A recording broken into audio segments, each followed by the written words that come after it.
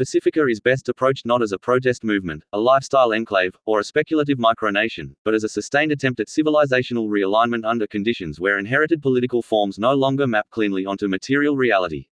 Its intellectual ambition is closer to that of a second constitutional founding than to a conventional separatist campaign. The project proceeds from the premise that legitimacy in modern governance has eroded not primarily because of bad leaders or cultural decadence, but because the structural assumptions of 20th-century nation-states are increasingly incompatible with ecological limits, technological decentralization, and the moral logic of natural rights. Pacifica presents itself as an answer to that mismatch. At its core, Pacifica is an effort to restore coherence between sovereignty, economy, ecology, and individual dignity. It treats governance as an engineering problem constrained by physics, biology, and human psychology rather than as an abstract legal ritual sustained by precedent alone.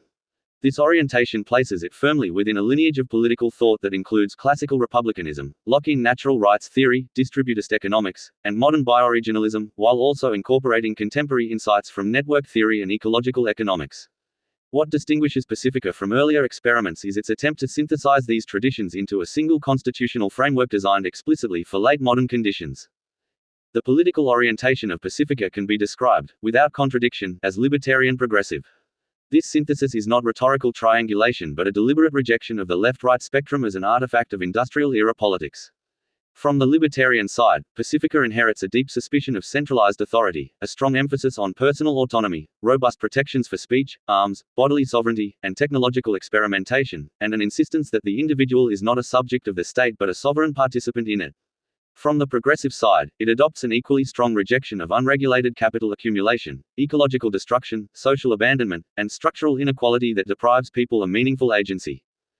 The apparent tension between these orientations is resolved by shifting the focus from outcomes to structures. Pacifica does not attempt to engineer equality of result, nor does it accept inequality as a neutral byproduct of free markets. Instead, it aims to distribute access to the means of agency, land, tools, education, energy, and information, so that liberty is materially real rather than formally proclaimed. This logic echoes both Lockean property theory, which treats ownership as legitimate only insofar as it does not deprive others of their capacity to live, and Republican fears of corruption, which arise when power concentrates beyond civic control. This synthesis is explicitly grounded in natural rights theory rather than legal positivism. In the positivist tradition that dominates contemporary American jurisprudence, law is legitimate because it is produced through recognized procedures, regardless of its moral content. Rights exist insofar as courts recognize them, and they may be withdrawn through the same mechanisms that created them. Pacifica rejects this premise outright. It treats rights as pre-political facts derived from human nature, embodied existence, and ecological embeddedness. Law is not the source of rights but their servant, and when law persistently violates those rights, it forfeits legitimacy regardless of procedural pedigree. This distinction has profound implications for constitutional construction. The Pacifica constitutional framework is conceived not as a grant of authority from a sovereign state to its citizens, but as a binding constraint imposed by sovereign individuals upon institutions they provisionally authorize. Sovereignty flows upward from persons to governance structures and remains permanently revocable. This reverses the modern assumption, inherited from imperial administrative states, that authority originates in institutions and trickles down through legal permissions. Structurally, Pacifica retains the Republican insight that power must be divided to prevent its consolidation, but it modifies the classical tripartite model to address contemporary failures. In addition to executive, legislative, and judicial functions, Pacifica introduces a formalized layer of popular sovereignty that is not merely consultative. This civic branch, composed of citizens operating through deliberative assemblies and secure participatory mechanisms, possesses defined powers to initiate legislation, review constitutional compliance, and recall officials or invalidate acts that exceed delegated authority. The intent is not to create a permanent plebiscite but to institutionalize the people's role as a continuous constitutional presence rather than a periodic electorate. This design reflects a sober assessment of representative democracy under conditions of scale, media saturation, and economic capture. Pacifica's theorists argue that elections alone are insufficient safeguards when informational asymmetries and financial incentives systematically distort outcomes.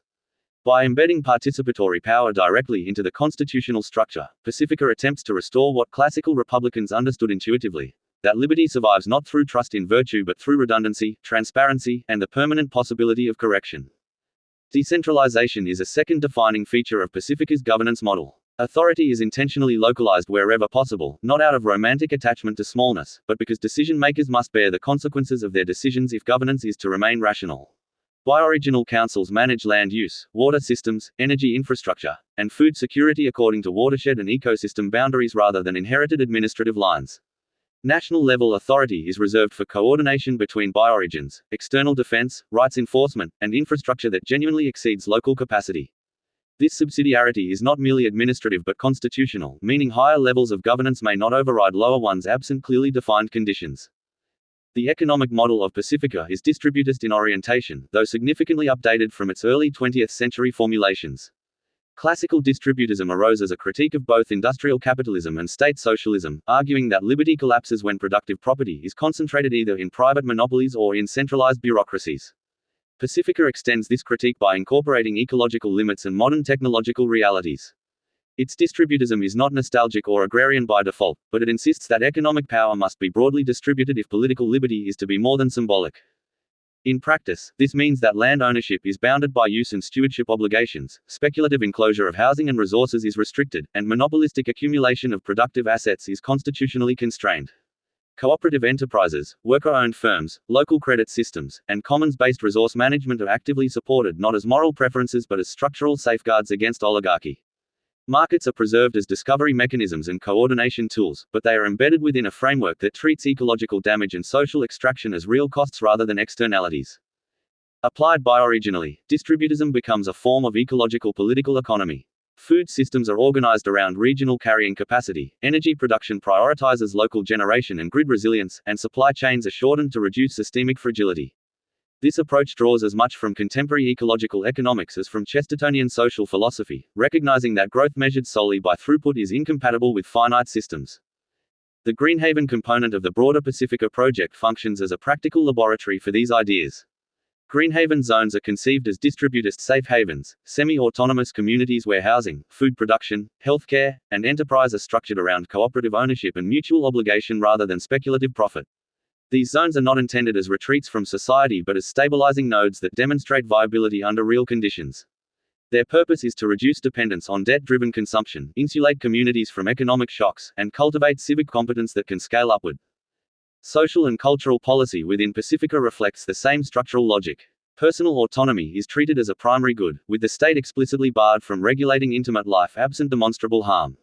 Freedom of speech, association, and conscience are protected not as abstract ideals but as practical necessities for civic correction. Firearms ownership is framed within a classical republican understanding of self-defense and resistance to tyranny, emphasizing civic responsibility rather than partisan symbolism. Pacifica's stance on psychedelics illustrates its broader approach to governance. Rather than moralizing or criminalizing altered states of consciousness, it treats cognitive liberty as an extension of bodily sovereignty, informed by emerging scientific research into mental health, creativity, and social cohesion. Regulation focuses on harm reduction, cultural context, and informed consent rather than prohibition, reflecting a general preference for governance that manages risk without infantilizing citizens. Ecological stewardship is not relegated to environmental policy but integrated into constitutional design. The health of ecosystems is treated as a precondition for the exercise of rights rather than as a competing interest. Education emphasizes systems thinking, ecological literacy, constitutional understanding, and practical skills, rejecting credentialism detached from civic function. Social equity is pursued primarily through access to productive assets and essential services rather than perpetual bureaucratic redistribution, based on the belief that dignity flows from agency and participation rather than dependency. Understanding Pacifica requires situating it within its developmental sequence. Greenway represents the earliest phase, focused on network governance and systems analysis rather than territorial sovereignty.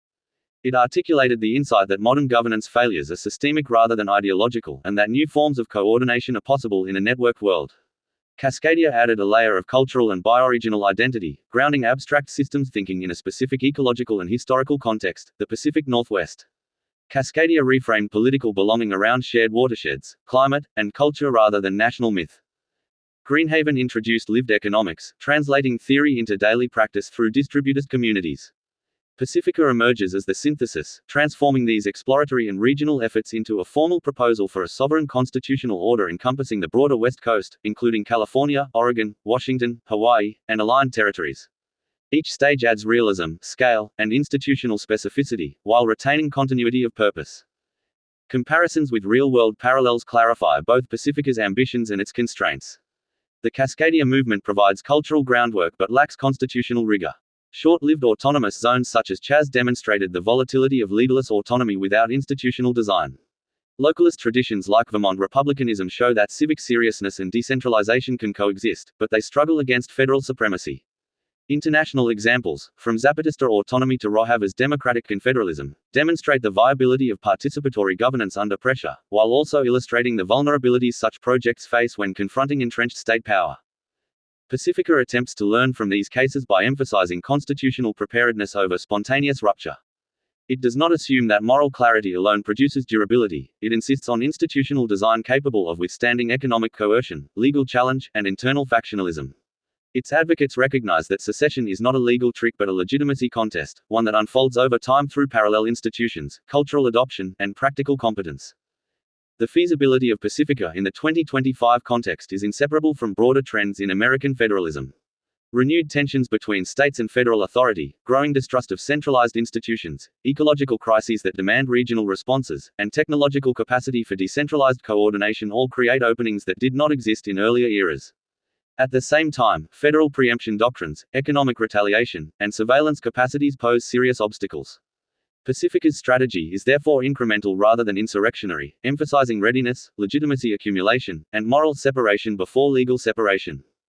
Ultimately, Pacifica's wager is that a polity aligned with natural rights, ecological reality, and distributed power can outcompete centralized systems not through force, but through coherence.